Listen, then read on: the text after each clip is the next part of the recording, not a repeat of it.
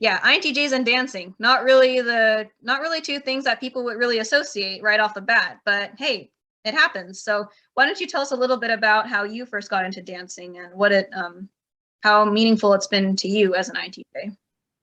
Sure. Well, I'll start by going way back to my high school years. And the way that I got into dancing is actually kind of odd. At that time, I wasn't a Christian, and I went through a really difficult time in my life. My dad passed away unexpectedly when I was 16. Mm-hmm. And it was that time when I was really, I guess, my whole life felt like it was being shaken up. Like I didn't really, everything was so different from the way that it was before he passed. And that was kind of, I guess I was just finding my footing again. And I started swing dancing just for fun because I needed something to cheer me up. And I felt like that was just a healthy activity. You know, you can go two ways when you're in grief. You can either go into unhealthy habits, or you can go towards healthy habits that you know are going to kind of boost your energy, give you kind of endorphins. Really, like when you're struggling, endorphins are, so helpful for getting through that. And so I think that's why dancing really became like something I looked forward to. And I started doing it regularly, about once or twice a week. And this was in addition to a sport. I was a gymnast in high school and college, but I was doing gymnastics practice 5 days a week. But Friday nights I would go swing dancing, and some of my high school friends would be there, and I'd take a swing dance lesson, and then I would just have a few hours of dancing.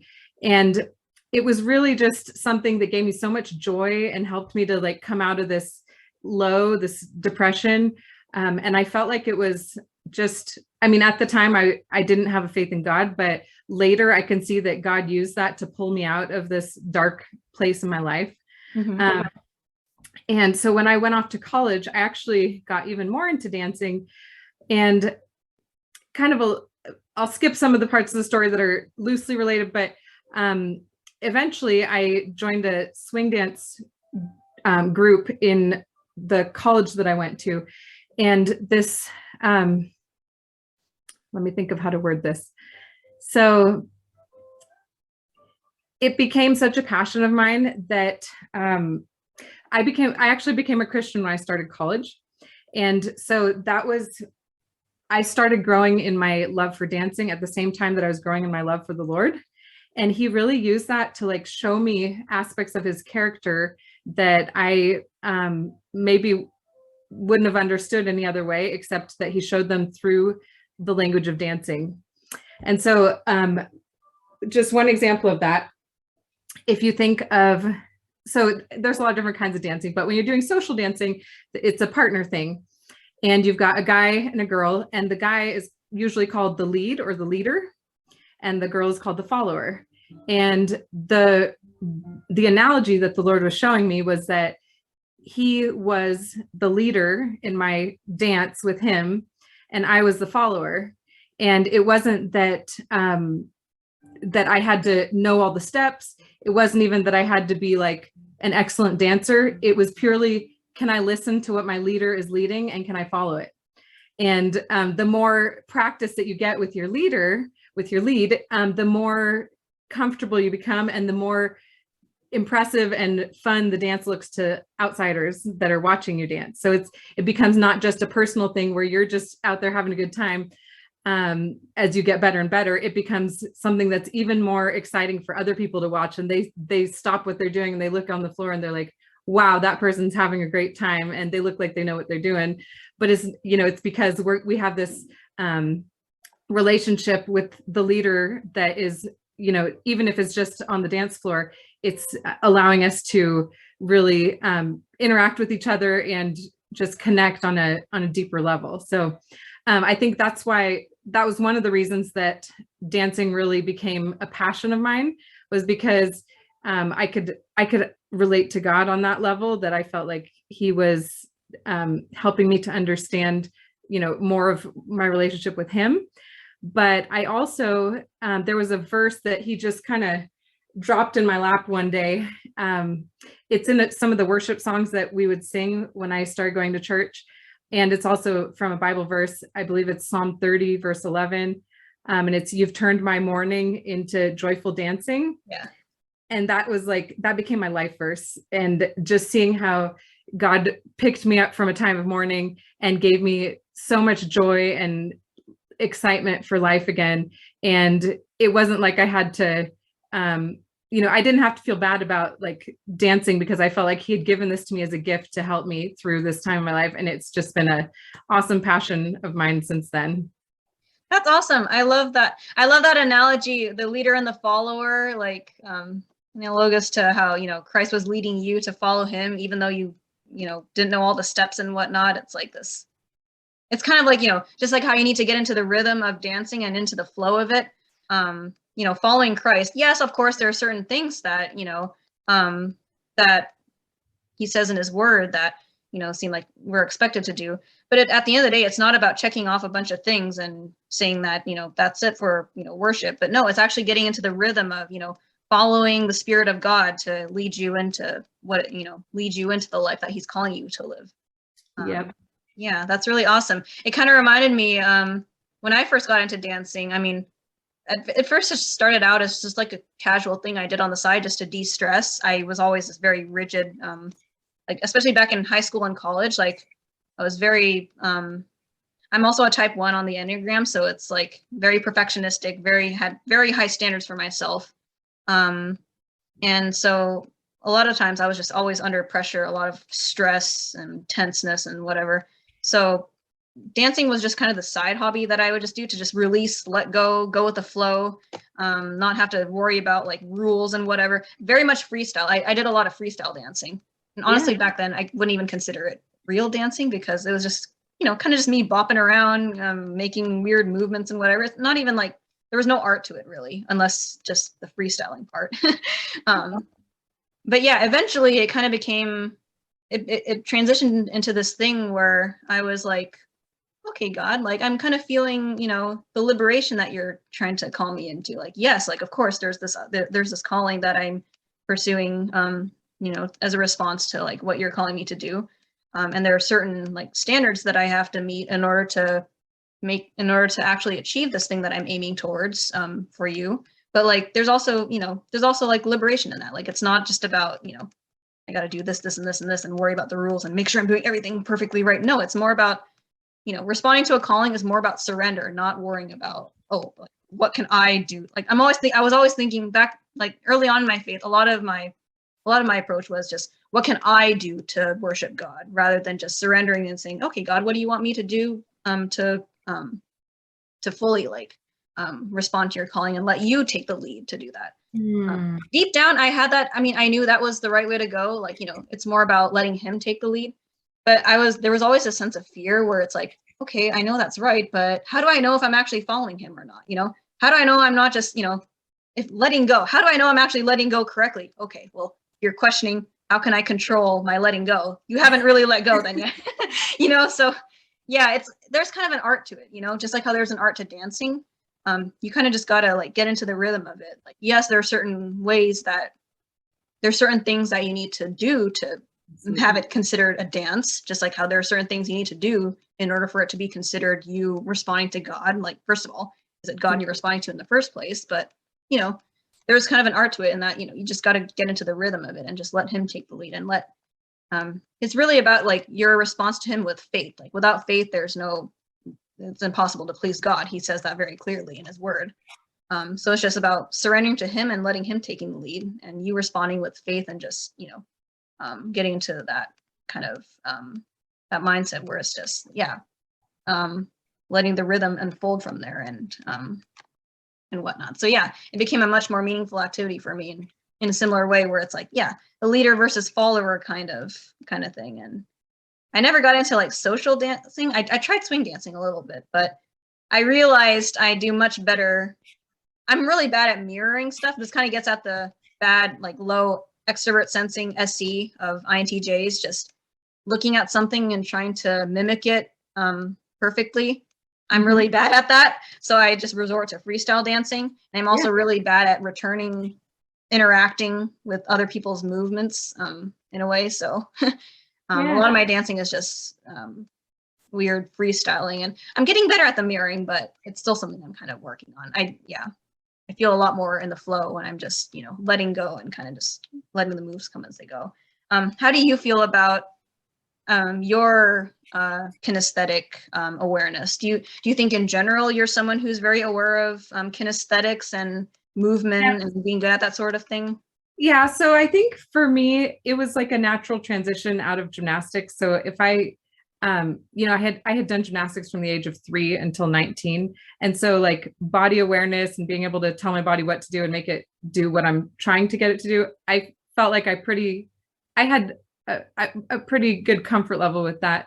And so that, I felt like that happened very, very easily. But the other thing that I like about social dancing is that when you don't just go out there and not have any moves. Like you go through classes which teach you like the building blocks. You learn individual moves, and then you don't really know how your partner is going to put them together or how they're going to fit into the music or which moves he's going to do in the song, because there's like an infinite amount of things that he could possibly lead.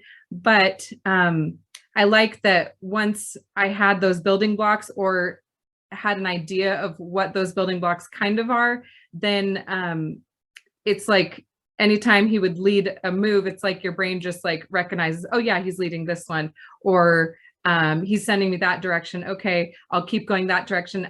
One of the things they teach you in swing dancing or social dancing is when your partner gives you momentum in any direction, you keep going until they tell you to stop. And so it seems kind of like silly, like why do you even have to tell someone that? But if you're dancing with a partner and they give you a little bit of spin, you spin a little bit. If you're dancing with your partner and they give you a huge amount of torque and you start spinning, maybe he wants you to spin 3 times and it's going to be really fun and it's a fast song and you're going to have a ball. But it's like you allow that partner to not only initiate the moves, but also to end them. And so it's like I said, like you can have an idea of what these building blocks look like, what these moves look like, but until you're actually led in the dance on the dance floor to that particular song, you have no idea how it's going to be put together. And so as my INTJ brain, would be able to recognize these moves, I didn't have to feel like, I have to like come up with things out of my head. It's like I had enough of a prompt throughout the song that my brain is not put on the spot. You sound like you'd be really good at the freestyle part of it. And there are types of dancing that are more freestyle and less based on actual like moves. And that's like, and I've dabbled in some of those too, but the ones that I've really gravitated toward the most, especially swing dancing, it's just because it's, there's enough structure to it to make me feel comfortable as an INTJ that I don't feel like I'm going to be put on the spot in something that I have no clue what I'm doing. Yeah. Okay. That makes sense. I feel like I'm good at freestyle dancing when I'm by myself. But when I'm with other people, it might actually help to have like a foundation on what sorts of moves can I respond to with, so that I'm not just, I don't know, dilly-dallying or looking like a fool and kind of, all over the place. Yeah. The other thing so I think originally you had asked a question a while back about what forms of exercise do you gravitate towards as an INTJ and why? And so I think maybe that's how this discussion got started. And I'd like to jump back to that because the reason this whole hobby has become something that I feel like fits me very well is because, okay, so as an INTJ, I pride myself on efficiency and being able to say, okay, this is my exercise. This is like really good cardio workout for me, but it's also my social connection with people. It's something where I'm going to be the way that the swing dance community is and a lot of the social dance community. It's not like you only dance with like the person you showed up with. Normally these types of communities are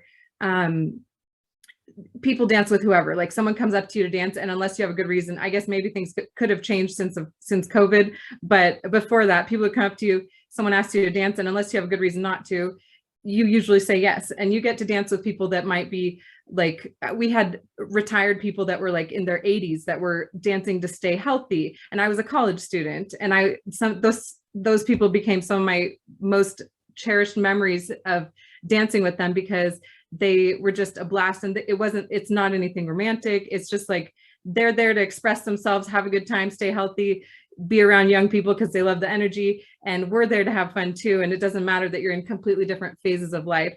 So it really brought people together that normally maybe wouldn't have interacted in another setting. And so I love that the dancing was that physical activity for me, but it's also that social thing that I knew I was going to see the same people every week. I knew that I was sometimes going to meet other people that would be really fun, and they were also there because they loved to dance or they wanted to learn to dance. And it just became like, I felt like it met a lot of my needs all in one time, one place. Yeah. It was just awesome. That's really cool. Besides the whole, leader versus follower thing, like, were there any other, was there any other like things that you've learned through dancing and how it's helped you grow in your relationship with Christ besides that? Yes, so because I was in such a, I was just so passionate about dancing, I really tried so many different kinds of dancing during my college years. And part of that, I joined a dance troupe, and it mostly focused on swing dancing, but there were other styles that we would do that were related to swing.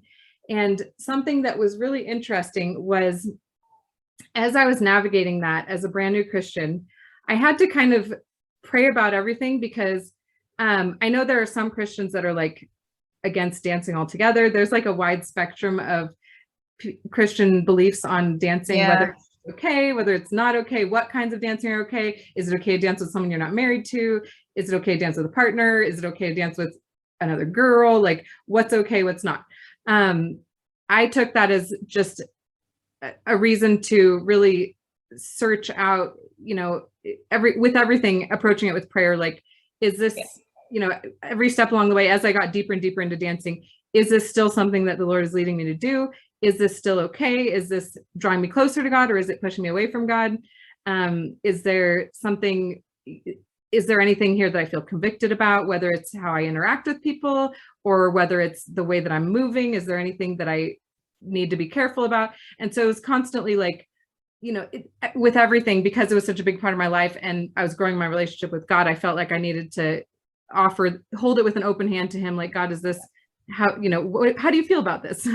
And, most every step of the way, I felt like God was encouraging me, and I felt like he had given that to me as a gift.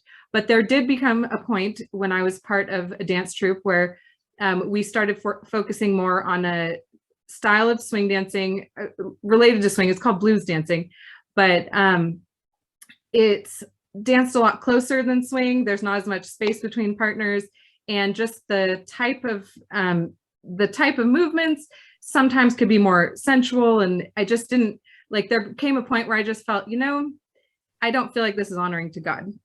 Mm-hmm. And I'm not judging anybody else that's a Christian that feels like that's fine for them. But me and my personal walk with God, I feel like this is not helping me grow closer to God. And especially I felt like God had a spouse out there for me eventually that I was going to meet, and I wanted to be honoring to my future spouse as well. And so that was a way that having to navigate that with, with my relationship with God really helped me to draw closer to him. And there came a point where, so the interesting thing was, when I joined this dance troupe, there were tryouts, and I had only been swing dancing for like a year, maybe not even, at the time where I did this tryout. And all the other people that ended up making it on this team had been dancing for a very long time. And some of them had been on other dance teams, and they were just really, I felt like they were so far out of my league. And so when I had made it onto this dance troupe, I was like, I feel like God put me there for a reason. But also, like, I felt like that was quite an accomplishment, and, maybe that's a bit of pride, but I was feeling very encouraged by that. So when it came to a point where I felt like that was no longer like my involvement with the troop was no longer honoring to God, or at least part of it I felt convicted about. Instead of me trying to change what the troop was doing, I felt like God was saying, okay, I gave this to you. Are you willing to give it up? And I said, I did. I went to my teammates and told them, hey, I don't feel like this is the right thing for me anymore. And the person who was leading it, who had become one of my closest friends, he looked at me and he said, so who's the guy? And he literally thought that it was because I had met a guy and the guy was not comfortable with it. And so I thought that was quite hilarious. And I'm thinking, who's the guy? The guy's Jesus. You said that to him? No, I didn't. But I think he probably figured it out because he knew how much I would talk about my faith and so I just felt like I don't remember exactly how I handled it, but the fact that he had, he thought the only possible reason I would be willing to give up my position on this dance troupe is for a guy who wasn't comfortable with it. But I just thought that was I knew that if I didn't do that, that it would be me making a choice that would draw me away from God rather than continue to pursue God. So it was the right thing to do. It was the right choice, but it was definitely something that helped me grow closer to the Lord. Yeah. Did you end up joining another dance team after that? Or where did you take your dancing after that? So I just kept doing social dancing, but not the performing aspect of it. So this group was practicing like once or twice a week, and we'd get hired by people that wanted to have dance performers at their parties. And even like we do like theatrical shows that needed dancers.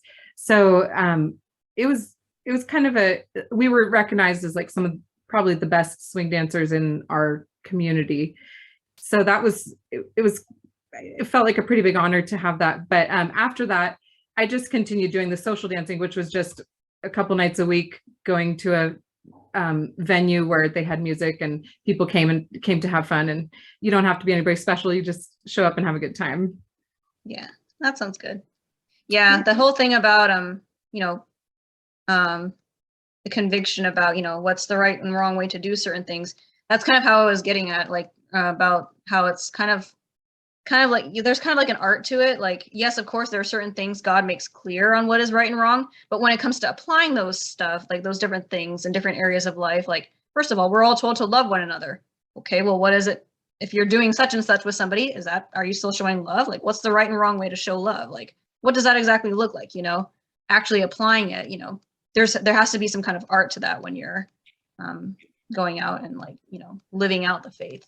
Just like how with like dancing, it's like, yeah, that was kind of my point when I first got into it. Like it became more of a thing where it was like helping me learn to let go and just follow and let him take the lead. But it also helped me reflect more on like how much of our faith is also an art too. Like what's the right and wrong way to do this in a way that's honoring to God? What's the right and wrong way to do anything that's honoring to God? Like, of course, people are always going to say, go to scripture. If it's not in scripture, then there you have it. Well, yeah, of course, but it's not just simple as reading up in scripture. Like, you also have to know how to apply it properly, listening to the Spirit as he's telling you certain things, directing you, navigating you on how to apply his word.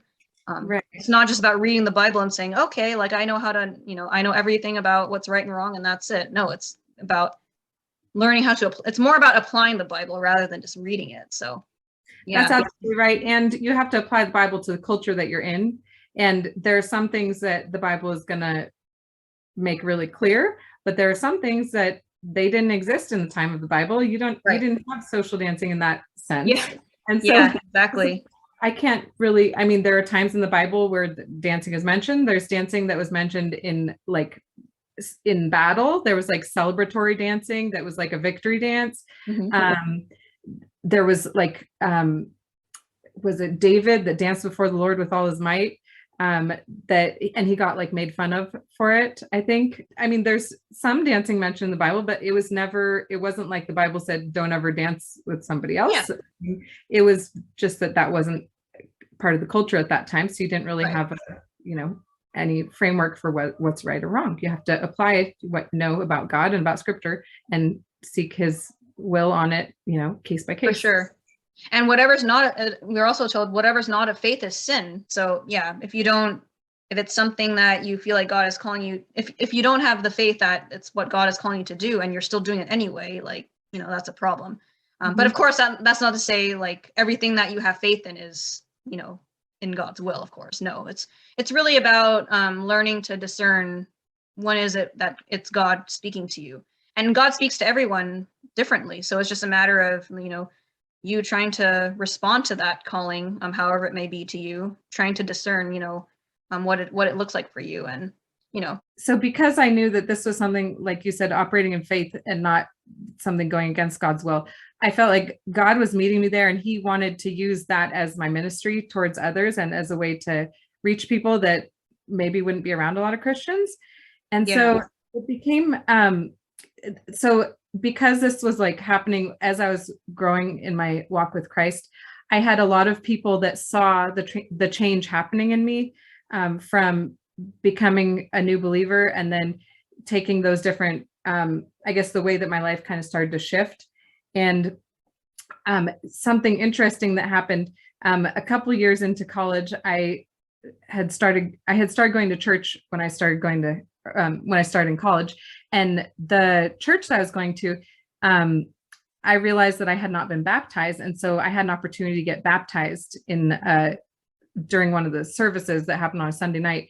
And I thought, well, baptism, that's a public profession of my faith. So I'm going to invite everybody I know and see who will come and see me get baptized. So I invited all of my dance friends, and I had an entire row filled in the church of my swing dancing friends that had watched this transition happen in me. And most of them had never set foot inside a church, maybe except for a wedding or something. But they had become some of my closest friends just through dancing, and they wanted to be there to support me. And so I thought, hey, this is a cool way that God, allowed me to just be able to live my life in front of people that are not believers, that can see what it looks like to have a relationship with Christ, and also kind of see what the significance of that is to me, especially by seeing me get baptized as an adult, where maybe they didn't even know that happens. So that was kind of a cool thing that God did through that. Yeah, that's awesome. Yeah. For me, it was definitely a tie into the particular like health ministry and health approach that he's been leading me to. Because I'm a med student, so it's like my main focus is becoming a doctor and focusing on healing, the science behind it and all. I've always been, and it started out with just I could see that early on God was kind of calling me into it, because it was like a personal like passion that he instilled within me. Like, of course, there are all sorts of different ways God can call people into something, whether it's by having certain things happen, but also just by instilling like desires in you to like be drawn to something and seeing how it can tie into the bigger picture of your faith. So yeah, I've always been excited by like the science behind the human body, and it's like, oh God, look at all these cool, interesting ways and really nitpicky intricacies of how you created us, and how much order there is to this too. It's like, it's so awesome, like so creative too. And how you can use that knowledge to actually fix when that creation is warped by illness or whatever. So yeah, I've always been fascinated to the physical side of healing, and then he got me interested into the mental, psychological side of healing by just this typology thing that I've actually tried to run away from this passion that I had for typology and just tried to shut it out my mind. And I did for a while. I took a hiatus from typology for a while and just tried not to think about it or not do it in my free time as a hobby. I tried to find other things to do.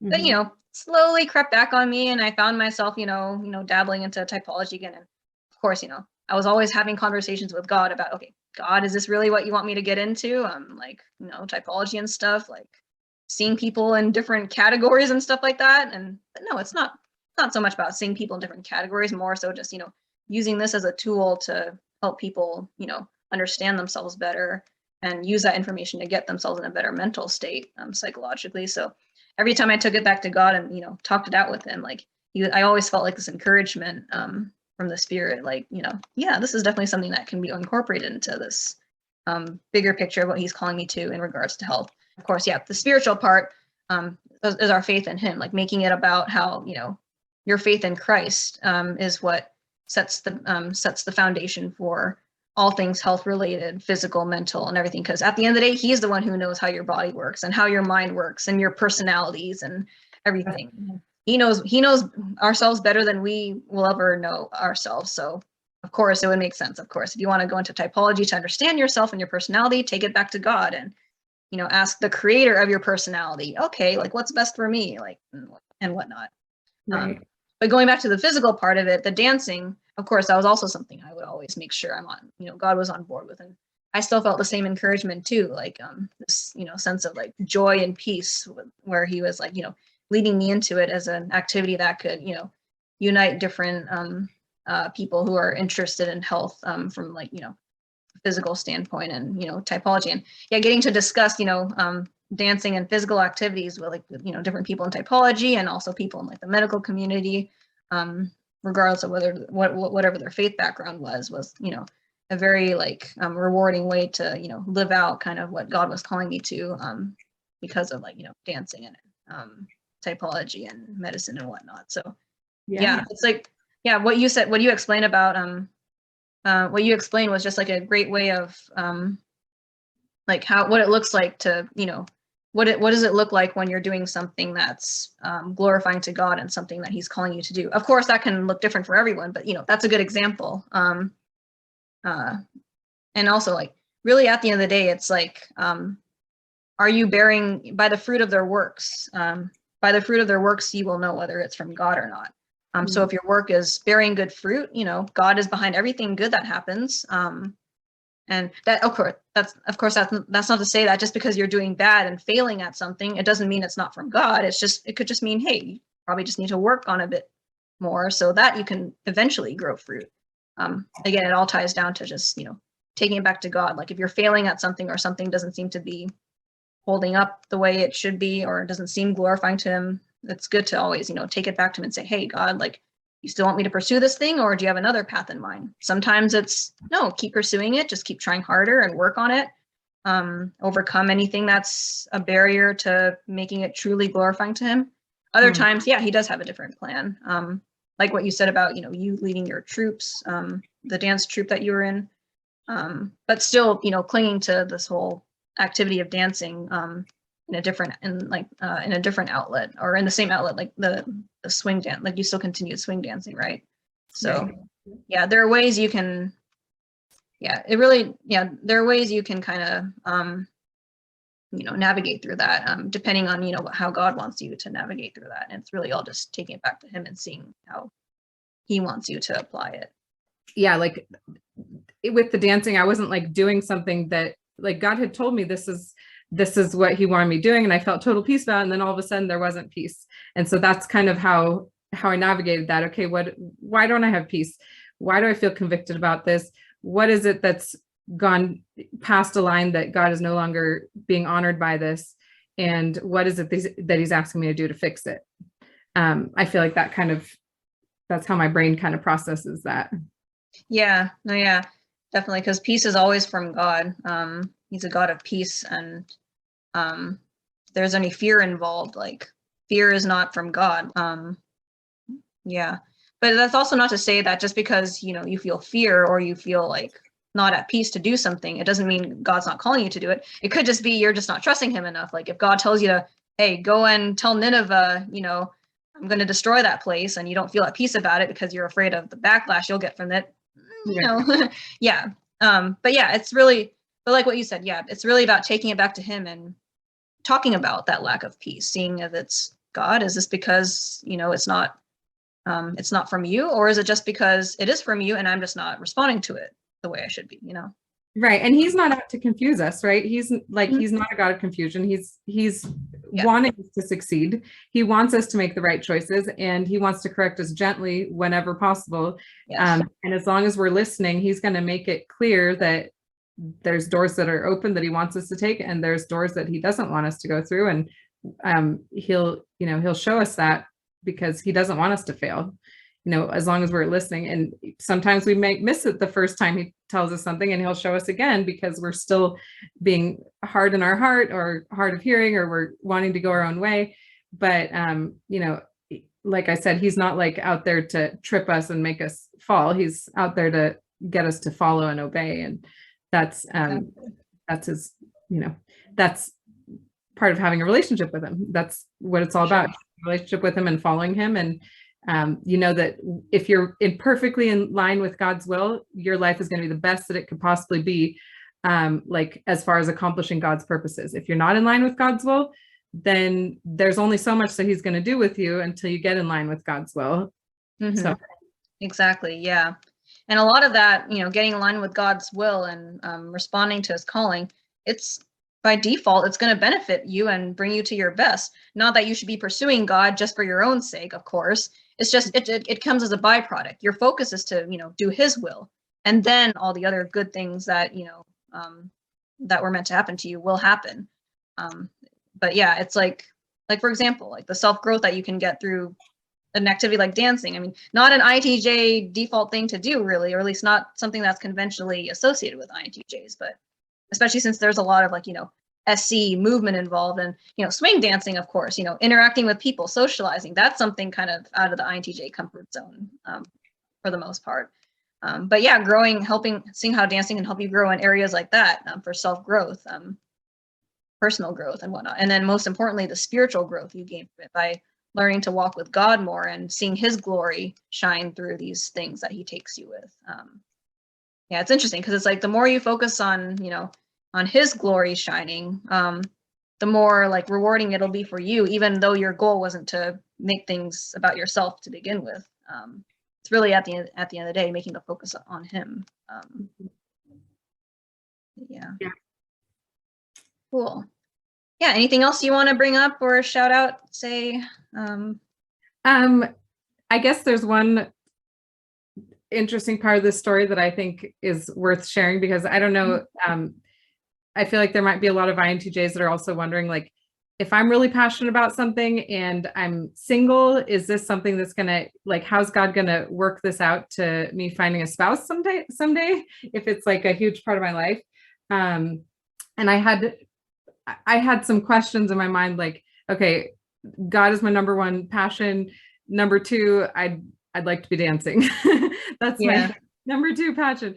And I kind of wondered, how is God going to work that out? Because I've never met, I don't know a whole lot of people that have those priorities.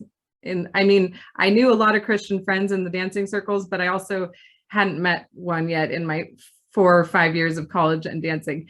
And so just how God also brought me somebody that loved to dance, and how he was working that person's story out at the same time, from having never danced before to having an inkling to learn to dance just in the months before he met me. God integrated our stories in such a way that the things that he had given me to be passionate about in my life, he had also given my future spouse to be passionate about. So God knows how to weave these intricacies together in a way that we can't even fathom until he does it for us. Oh yeah, for sure. Yeah, amen to that. It shows how there's a difference between just operating based on your own personal personality type and your type qualities and whatever, to try and see what's best for you.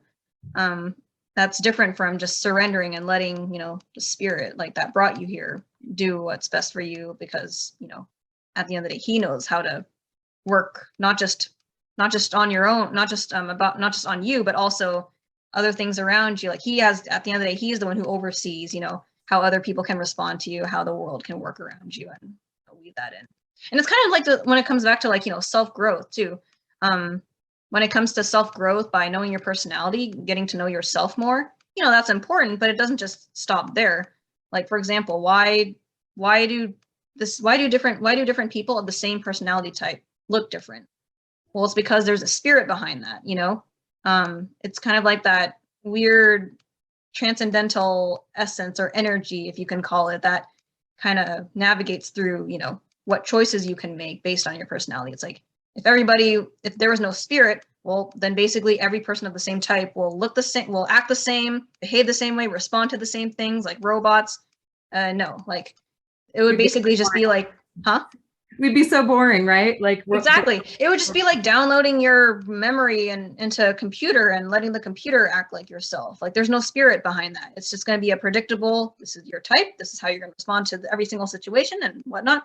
No, but there's choice behind that. You know, what's responsible for that choice? It's that weird transcendental essence of energy that nobody can ever really, you know, explain in the best way. But, you know, it just shows there is a spirit behind that. And that spirit has a source, a source that is basically God who breathed life, you know, consciousness, our ability, why we can even experience consciousness in the first place. And at the end of the day, he knows what's best for, you know, our self-growth, physically, mentally, and spiritually. So yeah, it's really about, faith is really about surrendering to him. And a lot of the times it's especially based on personality. Some people can assign too much, you know, feelings oriented approaches to it. Like basically if you feel like it's right, then that's it. But that's not always the case because it might not be logical. But even logic can be something that people can idolize too much. Just because it seems logical doesn't mean it's from God and doesn't mean it's good for you. Like sometimes the best things for you are actually very illogical. But it actually is, you know, it works out well. So it's not about prioritizing logic. It's not about prioritizing feelings. And it's not about prioritizing your own type's needs in order to, you know, do what's best for you. It's really more about surrendering to him so that he can guide you to make the right choices about thinking, feeling, sensing, intuition, all the other qualities that, you know, your personality may or may not be good at, you know. Yep. Absolutely right.